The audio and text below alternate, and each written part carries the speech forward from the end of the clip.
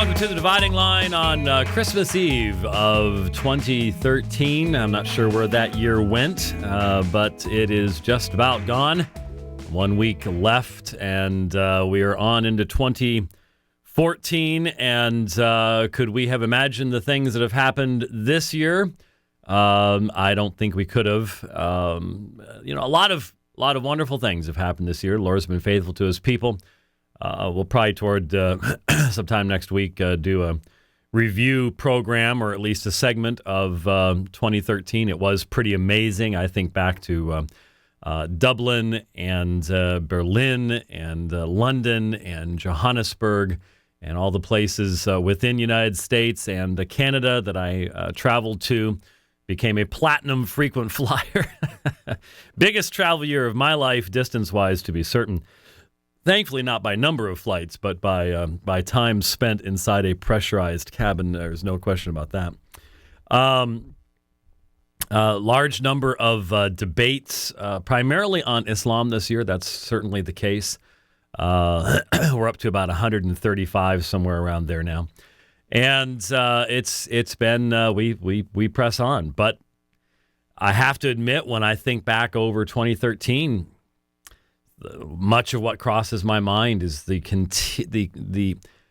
think how much farther down the road in cultural decay we are now than we were a year ago.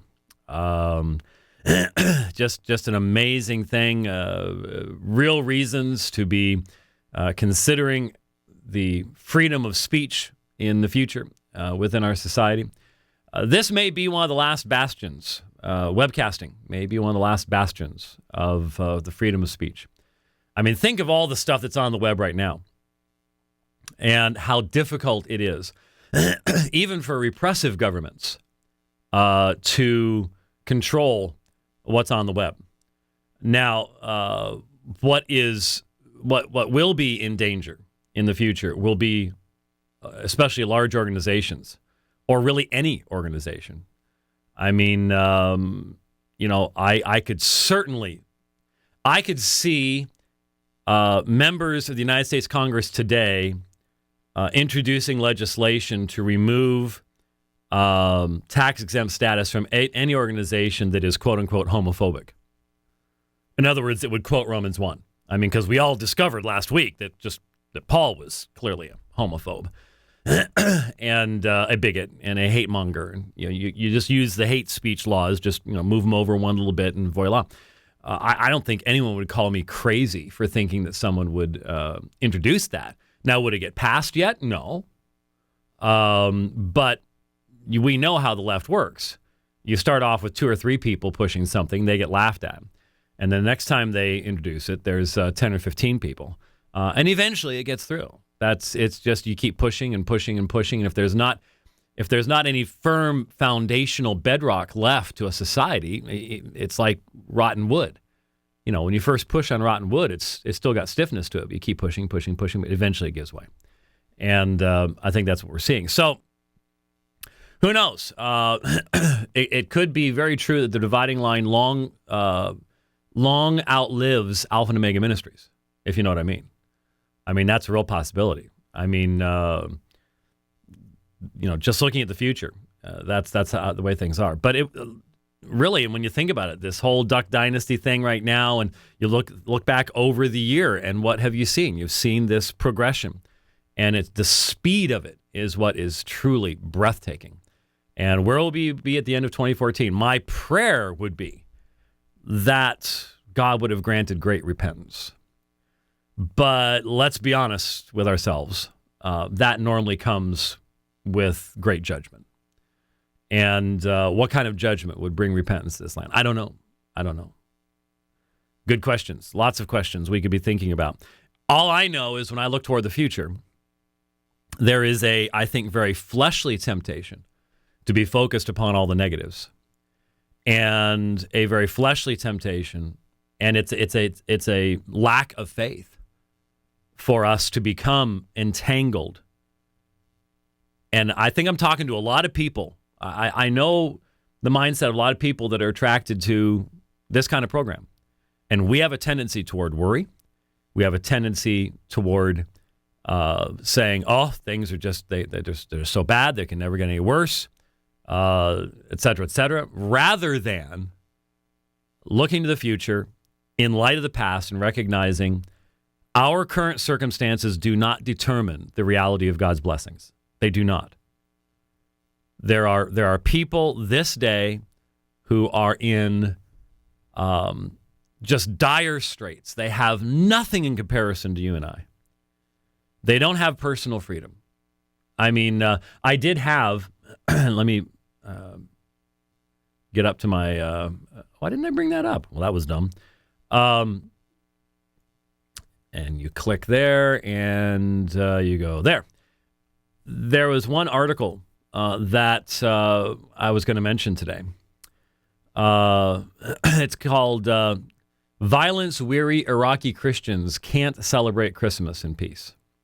Many Christians in the West usually celebrate Christmas with door-to-door caroling, special church services, and family gatherings to share the joy of the birth of baby Jesus. But that is not the case in many restrictive and dangerous countries around the world, including Iraq. The risks are too great, mainly from Muslim terrorists. Iraq is number 4 on the 2013 Open Doors World Watch list, which ranks countries that are the worst persecutors of Christians. It is estimated there are only 330,000 Christians left in Iraq, as many as fled the country due to violence and persecution. Folks, we need to seriously recognize there were over 2 million Christians in Iraq when the United States went in and its coalition partners, and there are only 330,000 left because the United States of America purposefully chose not to protect the Christians so as to not, quote-unquote, offend Muslims, as if that worked. 1.7 million Christians driven out of Iraq, primarily because of the attitude of the United States government, not the Obama regime, but the United States government as a whole, because the majority of those left under the Bush administration. The United States government, not much of a friend to Christians around the world. Not much of a friend to Christians around the world. Pastor Tariq tells Open Doors that churches are targets for terrorists, especially on Christmas Day. Many Christians stay home because they are too afraid.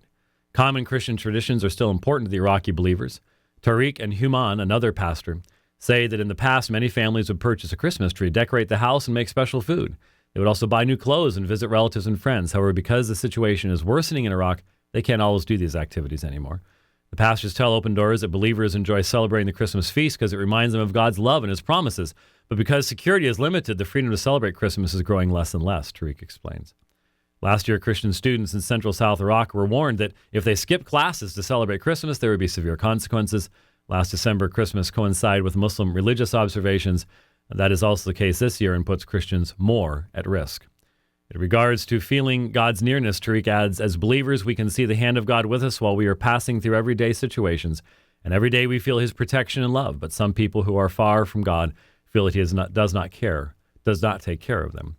As well as facing the threat of persecution, many Iraqi Christians have lost their jobs and live in poverty. Akram, an Open Doors co-worker, states many Christians are very poor, so they cannot give gifts or new clothes to their children. At Christmas, many of us in the West are comfortable, warm, and safe. Persecution for our faith is the most remote thing from our minds.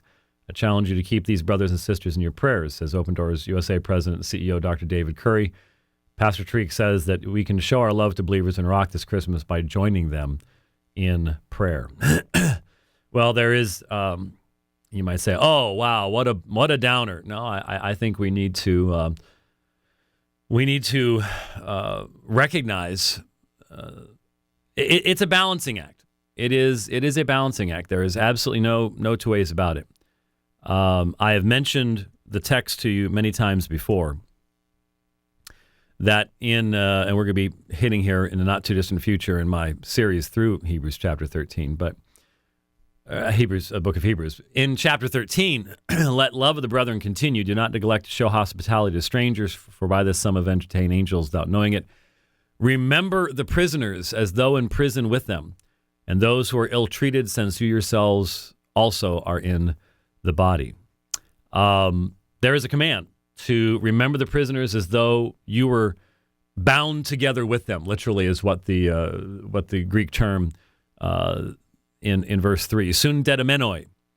That's what we should view ourselves as, bound together with them. Well, how do you do that? How do you do that? I mean, my family's in town.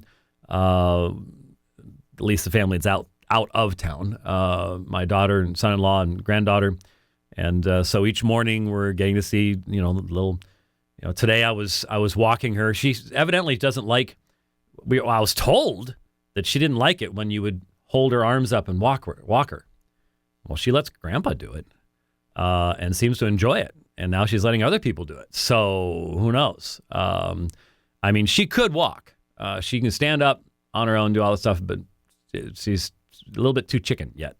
She hits the knees fairly quickly, but she could do it. But so, I'm enjoying all the things you do with little 1-year-old baby girls. They make all sorts of funny noises and faces and all sorts of things like that. How do you balance that and the joy of having your family around you and the food that we're going to have? I mean, we'll have our, Lord willing, our traditional turkey and dressing tomorrow, and that's just so good and just so many massively bad calories that I'm going to have to ride for, I did 95 yesterday. I'm going to have to ride 195 afterwards just to get rid of all of it. How do you balance that with viewing yourself as soon dead amenoi? Well, I think one thing that does help me, because this is something I think about a lot, is to recognize that these believers do not live, they live in poverty and need and want and fear of persecution, but they have joy. And that's the amazing thing is that they have joy. In fact, sometimes, to be honest with you, I think they may have more joy than many of us do, because we look to the wrong sources for our joy. We look to the family relationships and the food and the enjoyment and the health and the things, and all those things are passing away. That's not where true joy is found. Very, very often, it is Christians outside the United States that know the true source of joy, and hence they experience it in a way that we do not. And in a way that our minds are so easily distracted from. We are so easily distracted away from really seeing the grounds of our joy, which is a recognition of the peace we have with God that the world cannot take from us. And I've said this many times, and I certainly say it in the prayers that we have at the church. I normally, when I'm not preaching, do the pastoral prayer on Sunday morning. And I will often make reference to the necessity, the propriety of considering our most precious possession to be the gospel itself. That the contemplation of the gospel, the contemplation of God's eternal purpose, the contemplation of yes, the eternal covenant of redemption, the covenant between Father, Son, and Holy Spirit, in eternity past, to bring about creation and to glorify the triune God through the redemption of a particular people. That should be something that brings us great joy. It should be something that let's face it, for most of us in our traditions, contemplation is not a big part of our lives. If we spend 5 minutes concentrating on something, we think we've really put in an effort. It is just so easy to be distracted, so easy to move from one thing to another and to be taking in all this information, but not really thinking deeply about any of it. And I think we're seeing the results of that in our society, by the way. That's how the degradation is taking place and things like that, but I won't go down that road right now.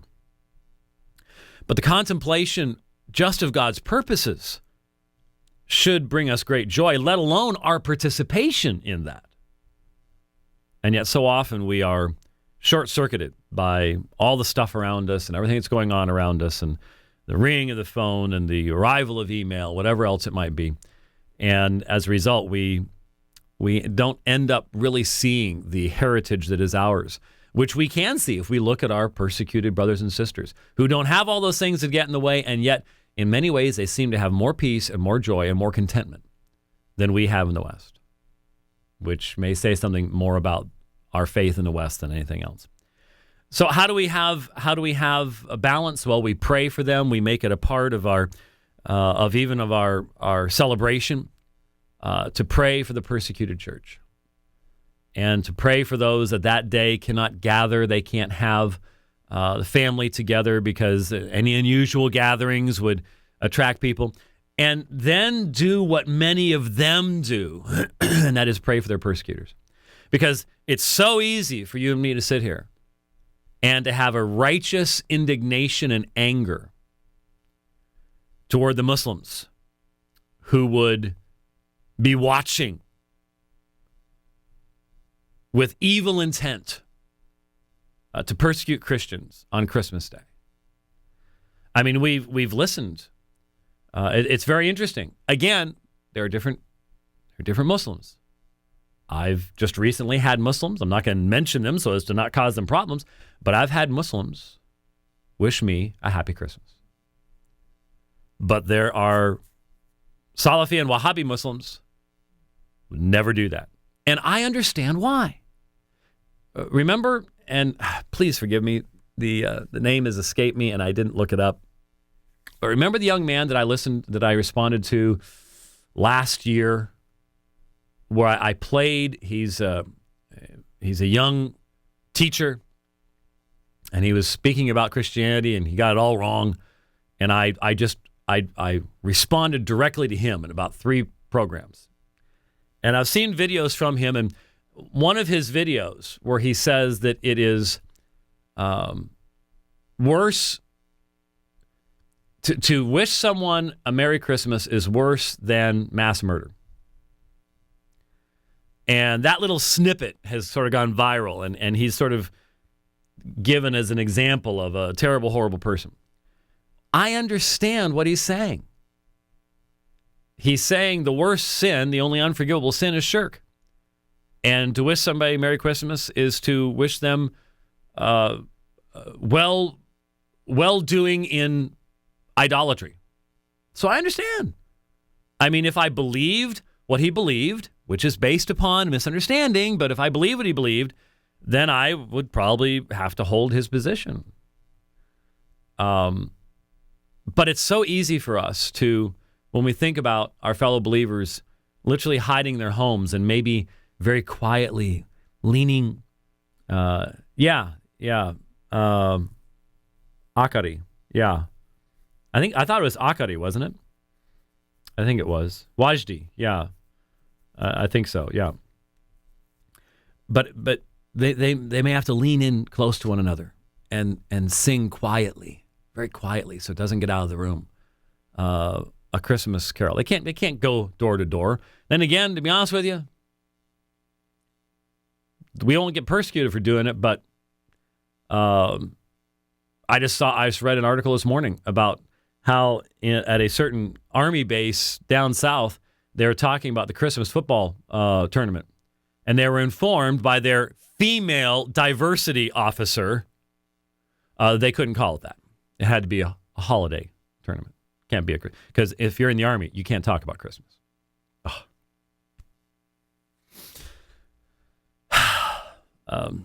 Leftists really do give me heartburn. But anyway, that balance is something I think we should always be looking for. It's a whole lot easier just to put it out of our mind, to not think about it. But I think there's a much deeper enjoyment of celebration and prayer for others and what we do have when we do seek to find that balance and to recognize that even as we enjoy God's blessings in our lives, there are brothers and sisters who can't have those blessings, and we should be praying for them because they are probably praying for us as well. So with that in mind, I gave a holiday presentation, a specifically incarnational presentation at on Sunday night. It would have been the 8th of December at Covenant of Grace Church in St. Charles. You can go to their website, and I would imagine that has been linked there and posted there.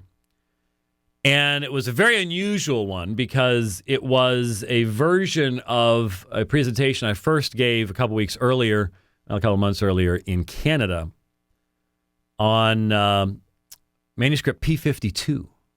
And believe it or not, I connected it to the incarnation. It's in fact, I'm planning on doing that tonight for my family. They don't know that yet, but I'm going to be bringing my digital projector home and gonna do that for them. They frequently don't get to see most of the stuff that I do when I travel, which I find, that's where I hopefully do my best work. Anyway, so in thinking about texts that are relevant at this point in time, I suppose I should make mention. I just noticed Squirrel in Channel says he's going to sing "Born in the Shadow of the Cross" at church tonight. I wonder if that's the one that Ruby did. Remember that, Rich? Do you remember that? The Shadow of the Cross? The one thing I will admit that I miss about this time of year and that big church that you and I went to, which isn't nearly as big as it was back then, were the Christmas presentations. Those a lot of work. Oh my goodness. I ran sound there. And you talk about work. Oh my goodness. Those presentations were a lot of work. I remember I really messed up once. My job was to play the this is the Easter one. This is the Easter one where my job was to play the sound effect of a rooster crowing with a Peter thing. Well, somehow it was one of those reel-to-reel tapes, and somehow it got messed up. So I hit the button, nothing happens, and like about 4 lines later, it was like, oh no, just the kind of thing that frequently happens in those things. But I do miss the candlelight service because that was pretty impressive. Probably illegal when you consider how much flame there was in that one room. But that was highly impressive. And then those musical presentations, which one of the things that I've really missed, and every year I say I want to do this, and it just gets so busy and I never get to. The last time I got to sing even parts of the Messiah was decades ago. And they almost always have Messiah sing-alongs on Sundays. It's like, Sundays? The people who want to sing the Messiah, don't we have responsibilities someplace else on Sundays? I mean, come on. I would love to find a non-Sunday Messiah sing-along. I have the score someplace in that room. I just need to find it. And I would love to get a chance to do that. But anyway, Shadow of the Cross. That was I remember we cut out the cross in one of the spotlights and put it across the manger scene. And black woman by the name of Ruby Brown sang that song. And man, I'll tell you, she could sing that song. It was amazing. A little bit of personal story there, I guess. I don't know. Anyways, what was I saying? I lost a complete track there. I realize that we have a mixed audience, and that there are some who would listen to this program who do not view this day or tomorrow in any special way. There are others that object to it on the grounds of regulative principle issues, object to it because it's not commanded in the Scripture, et cetera, et cetera. And if they're consistent in that, I certainly can respect that. People are a little bit surprised when they come to our church and there aren't any lights up, there aren't any wreaths hanging any place. We did sing 3 hymns, though, from the Advent section of the Trinity hymnal on Sunday. So, but while my fellow elder did address the birth of Christ on Sunday morning from Matthew chapter 1, Sunday evening he was in Nehemiah, which is where he's been for a while. And so the Sunday evening, the last sermon prior to Christmas was on Nehemiah's examining of the wall. And that was what that was. So we try to take somewhat of a middle road there as far as we are not a liturgical calendar observing people very much. And that's fun. But obviously, I do think it's a tremendous time of the year. It's always been one of the most important times of the year for me. Even more so after writing The Forgotten Trinity and having defended the doctrine of the Trinity so many times, I've noted that the most angry I become in a debate is when a Roman Catholic compares the doctrine of the Trinity to some Roman fable that they've made up, like papal infallibility or the bodily assumption or some absurdity like that. I truly have righteous indignation when that type of thing happens, because the incarnation is truly one of the most amazing statements that the Christian faith makes, that we not only believe that there is a creator God, which is rare enough in our society, but we also say that creator God has entered into his own creation, which is what makes the Muslim shake his head. It's just not possible, which is why we've done the debates that we've done recently. Can God become man? And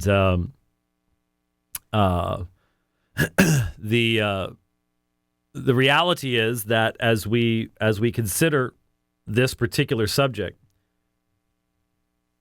there are very few, I think, even in the professing church, and I'm using that term very broadly there. There are very few in the professing church, even in the United States, that really believe what the Christian faith is saying took place. Now, the Christian faith does not say on what day this took place. But could I mention just in passing, please, please, please, don't be one of these people. There are so many who repeat this, but we've all heard it, and it's just become so commonplace that everybody thinks it's true because they never hear any opposition to it. But please don't give in to this cultural norm that, well, the Christians just borrowed this from the pagans, I mean, Mithraism, December 25th, the birthday of Mithras, and so they just, they borrowed it and they just sort of incorporated it in. That's baloney. There's just, it is historically naive to believe that. I know it's repeated all the time. But the very fact that it's repeated all the time is the only reason it's repeated all the time, is that everybody just figures that it's a given thing, and it's not. It's not the case. I mean, the idea that the Christians would have any desire to borrow from a dying religion that didn't even have any impact, was still developing in Palestine at the time of the ministry of Paul and the apostles and things like that. But it was passing away. Christianity was on the rise, at least culturally, at that particular point in time after 313. The idea that they somehow said, hey, let's borrow this from the pagans, but it just doesn't make any sense. And there's a fascinating article. I didn't grab the book out of my library, but I mention it probably every year. But track down the article by Dr. Beckwith, not the converted back to Romanism Beckwith, but the historian Beckwith, where he's the one who wrote the work on the Old Testament canon and the New Testament church, which is Old Testament, the Old Testament canon and the New Testament church, right? Which we have, I believe. Yes, Beckwith. Yes, we have that in the thing. And check out the article that he wrote on the dating of Zechariah's ministry in the temple, and how that might be related to. Yes, that's it. Still in Pax there, huh? It's Roger, isn't it? Yeah, Roger Beckwith. Okay. Old Testament canon, New Testament church. By the way, I mean, if you've got some extra, you too can have a 3-pack of Roger Beckwith. No, we'll unpack it. Yes, we will pack them separately. But it's nicely on the shelf that way. That does keep them in good shape. Yes, and dust free as well. Anyway, Roger Beckwith article on that subject. Very interesting because it basically tends towards substantiating the original date, which is very early attested, which is the Eastern Orthodox date for Christmas, and that is January 6th. Fascinating stuff. And, of course, the 12 days of Christmas is December 25th to January 6th. That's the 12 days. So there's... when people go, well, we just know it wasn't December. I was listening to Barry Young here locally, and he's like, well, everybody knows that. And I'm just like, I don't know that. But the reason I don't know that is because I've probably done more reading on it than most people ever consider doing in that particular subject. But someday I'm just going to do a whole discussion of that. Anyway, leaving all of that aside, the incarnation itself, the Eastern Orthodox talk a lot about it. The Eastern Orthodox probably a little imbalanced on it.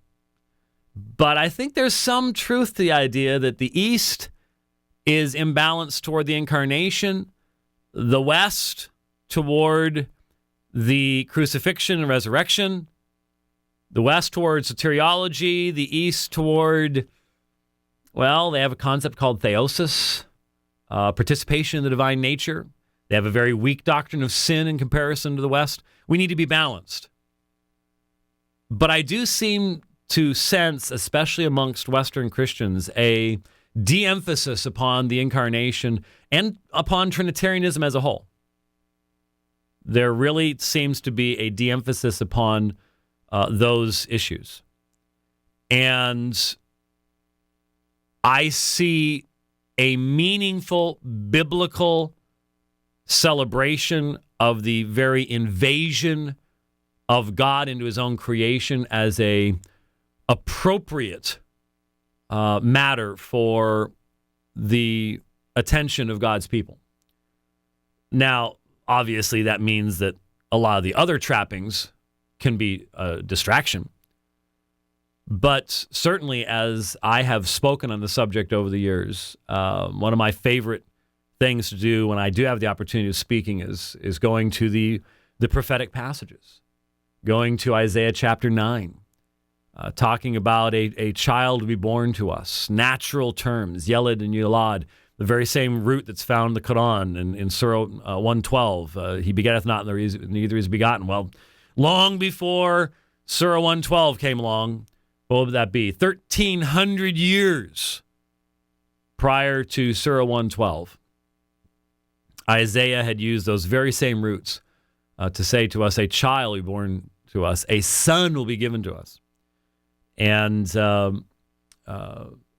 love going to the prophetic testimony, something I think Western Christians tend to be really weak on. We tend not to be able to do what the early church did and be able to preach the gospel from the Old Testament text because we tend to be canonically challenged.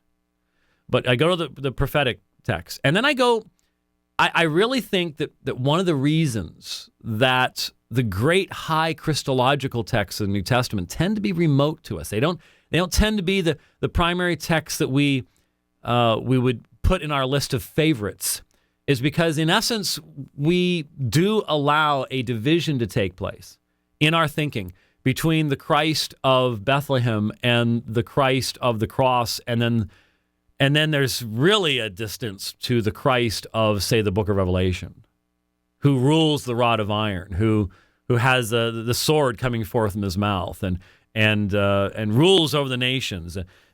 We tend to, one's a little more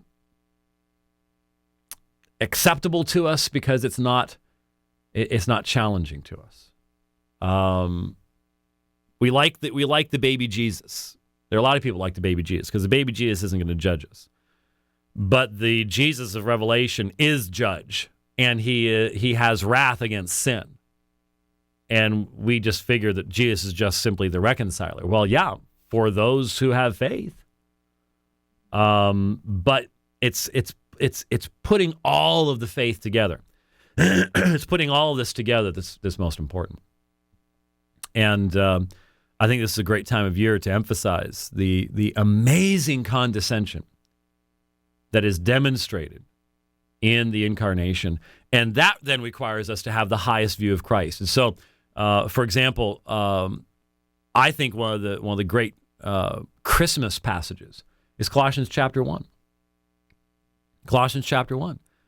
When it talks about the fact that he has transferred us, he's rescued us from the domain of darkness. He's transferred us. He's the one that did this, transferred us to the kingdom of his beloved Son.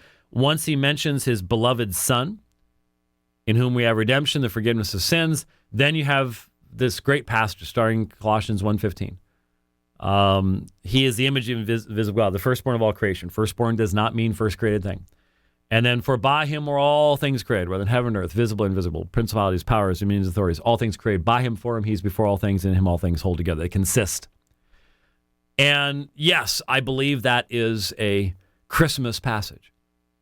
Because again, when you recognize the unity and harmony and oneness of Christian truth, then you see you cannot possibly have that kind of text without understanding who Jesus really is and the fact that he was the God-man. And almost all heresies that have cropped up in the history of the Christian church have been heresies that have missed somewhere the balance that is necessary to affirm positively everything that the Bible teaches about Jesus. There's so much. I mean, what am I always saying to my Muslim friends? They will. I mean, you can always tell a Muslim who has never opened their mind to Christian teaching on the subject of Jesus when they, for example, will quote John chapter 5. I was listening to Nabil Qureshi giving a presentation at, I think, the University of Georgia while riding yesterday. It's one of the many things I listened to. And there were some Muslims in the audience, and when you listen to their objections, it is very easy for me now to tell when I am talking to a Muslim who understands what we believe and objects to it, or the Muslim who does not understand what we believe and is simply repeating the objections they think are valid based upon the teaching they've received within Islam. They've never opened their minds to really understand what we believe. You can always tell the difference. And both the individuals in the audience in this particular thing I was listening to, demonstrated that. One of them quoted from John chapter 5. Well, didn't Jesus say this? Well, I just got the real strong feeling he'd never read John chapter 5 because there'd just be too much in John chapter 5 he couldn't accept. But, well, I do nothing but what I've seen the Father do. I can do nothing of myself, et cetera, et cetera. That means he can't be God. In the same way, most of the time, what you'll hear from a Muslim will be, well, look what it says here in Acts. A man testified by God to have done this, that, and the other thing. As if we don't believe Jesus is a man. He is a prophet. As if we don't believe Jesus is a prophet. Every false view of Christ that has cropped up over the years has been due to an imbalance, an unwillingness to allow Jesus to be more than that particular teacher would allow him to be. So you end up, well, he's a prophet, and so he's only a prophet. He's a man, so he's only a man. He's a king, so he's only a king. No, it's all of it together. It's all of it together. And if you don't have a real incarnation, then you don't really have the fullness. Same thing in regards to the new attacks coming out of England on the virgin birth, based upon a poor view of the Bible. The idea that, well, only certain authors mentioned this, therefore, it would be easier for us if we didn't believe this. So, and we don't have to worry about this harmonization thing. Let's not worry about harmonizing Scripture. Let's take a different view. Let's allow Scripture to be torn up into various parts and pieces. And that's just the very foundation of what you have in so much of liberalism. But that stuff's out there, and without a virgin birth, without the historical reality of when the incarnation takes place, you would not have the Christian doctrine that gives us hope and peace. And so I do not apologize for gathering with my family tonight and tomorrow and thinking on these things and celebrating and reminding ourselves once again that light has come into the world. And that how bright was that light? And I do not apologize to the secular naturalist who thinks I should be out duck hunting in camo with a long beard if I actually believe in the Christmas stories. You really think angels appeared to shepherds? I mean, come on. Yeah. You know, have you ever thought about that particular story? Doesn't it strike you as a little bit strange they appeared to shepherds? I mean, I think if you were writing this, the angels would appear to Herod, and they would appear to the powerful, and to the mighty, and to the people in the great places of intellectual and cultural learning, not to a bunch of smelly shepherds that had never even heard of antiperspirant or deodorant. But that's what they came to. And you see, what it does is it tells us that what the rest of the New Testament says is true. God chooses those who are not. He chooses those who do not have power, the non-well-born, to make foolish those who think they're wise. So yeah, I think angels can appear to shepherds, and I believe that wise men can follow a star. Oh yeah, the moving star story. Boy, you people are stupid. It's a miracle, guys. I mean, I know there's some really interesting stuff about what was going on at that time period, and that there had been a lunar eclipse, and there may be some interesting stuff there. But when you boil it all down, it was a supernatural event. And if they were the only ones who could see it, I don't care. The point was they were led there. Are you telling me God cannot do that? He created the stars in the heavens. He created us. And you're saying it's beyond his ability? Let's say it was just a vision. Let's say it was just a vision that is given only to these men. God can't do that? That's beyond God's capacity. Well, from a historical perspective, yeah, if you're a naturalistic historian who absolutely excludes the possibility of God's existence and intervention in history, then you're not going to believe these things. But then there's all sorts of stuff that happened in history that you have no answers for, and you just simply have to say is really strange. Okay. But you can't say that in a supernatural context that God could not do that, or that God could not warn Joseph in a dream, or that the differences between Matthew and Luke in the information that they record isn't relevant to the sources that they were using and the audiences that were theirs, as if they had to be, well, I was about to say CNN reporters, but they're about as unbiased as I don't know what anyways. So they have to somehow record only what you would see on a video camera or hear on an MP3 player. That's not what they were doing. That's not what anybody was doing back then. So yeah, I believe all those things. And I am not embarrassed by it. And I recognize that in the vast majority of instances in the media today, when those types of questions are asked, they're not being asked so that I could actually give a full answer, one that's consistent with my worldview that would challenge somebody else's world. I know why they're asking those questions and the way they're asking them. I understand that. And I am confident that in a context where truth could be spoken, I could give a good reason for why I believe what I believe, and that it's appropriate to believe those things. Even if it's pretty rare these days that we are given those types of opportunities to actually answer those things. So I think it's perfectly appropriate to consider and in fact, I think it's necessary. I'm not saying you have to celebrate Christmas, but I think it is necessary to provide a counterbalance to the, how do I describe it? The fractured nature of Christian truth in the minds of most evangelicals today. What do I mean by that? Well, let me give you an example. Example that it's real relevant to what we've done here on the program recently.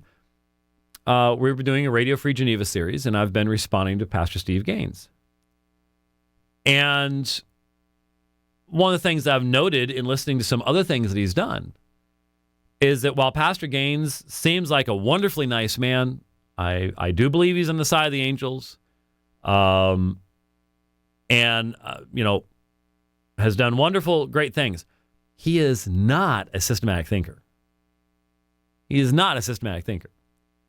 In other words, what he believes about X and Y and Z has never been brought very close to what he believes about A, B, and C. And so those of us who are systematic thinkers, we go, well, wait a minute. You said this over here, and then you said that over there, and you try to put them together, and that don't fit. And there are a lot of people who say, that's what I want, you see. That's where that's good for me. That's okay. Makes it impossible to defend that apologetically. Makes it impossible, I think, to really be consistent in your biblical exegesis. But I've yet to encounter in his speaking any desire to be consistent in those ways. And there are a lot of people like that.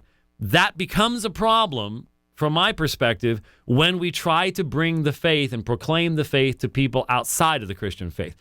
And people who aren't doing much of that or live in areas where, they're still sort of running on the cultural inertia of the past, and you can quote the Bible down in Tennessee and people still sort of respect that, okay. But in the rest of the world, that ain't working very well anymore. And we have to be consistent in the presentation of the Christian faith that we're giving to others. We have to have thought these things through. Not because we're trying to get their respect, but because God can use that. I mean, the unregenerate, if the Spirit of God's not working in their hearts, doesn't care whether you're consistent. It's irrelevant to them. But being inconsistent can be an unnecessary stumbling block when you are engaging in apologetics. And in our day, evangelism and apologetics, it used to be apologetics is just sort of a little subcategory down here. It can't be anymore. The Muslims have been right for a long time on this. Their dawah is both evangelism and apologetic all in one. And I've said many, many times, apologetics is just simply the flip side. It's the other side of the coin of evangelism. They go together. They cannot possibly not go together. And those who have ignored the one are now realizing that accomplishing the other is next to impossible, because our society, under judgment from God, is so willing to believe even utter foolishness so as to have an objection to the Christian faith. And so we cannot any longer just go, I don't really think it matters a whole lot what we really believe. We don't need to worry about crossing our T's and dotting our I's and all the rest of that kind of stuff. And After tomorrow, if we get together later in the week, we'll go back to having to deal with the issues. I'm looking at an article right in front of me. The article titled in front of me says, "What you believe about homosexuality doesn't matter." And it's from an alleged minister. Now it's a United Methodist Church minister, which will tell you a lot because the UMC abandoned the Bible in the vast majority of its pulpits for a long time ago. But we'll get back to talking about that, and there's a really interesting development. We'll see.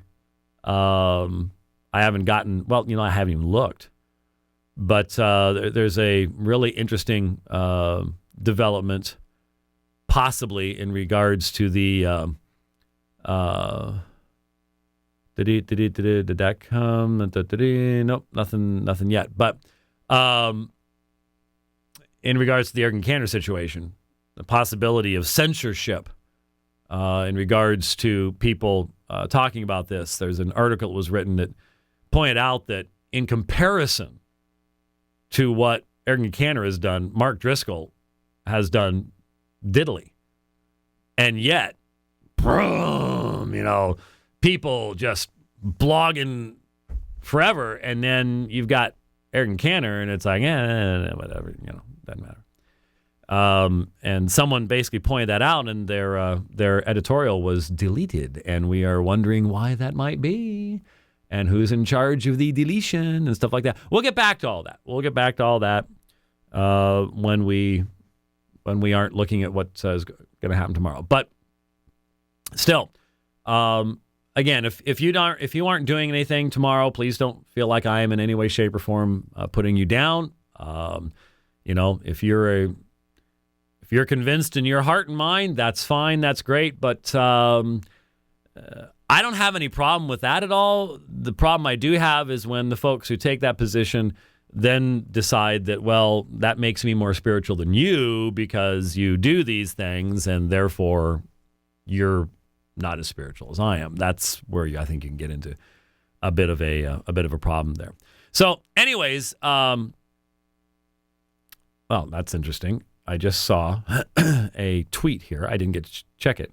Pope Francis excommunicates rebel priest who preached in favor of women's ordination and appeared at some real weird events.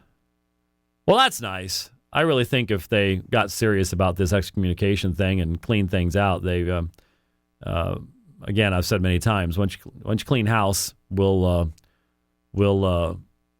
start listening to your claims again. But by the way, that has nothing to do with the thing, but with the topic. But there is a article. Let me see if I can find it here. There it is. Yep, there it is. What is the name of this? Here it is.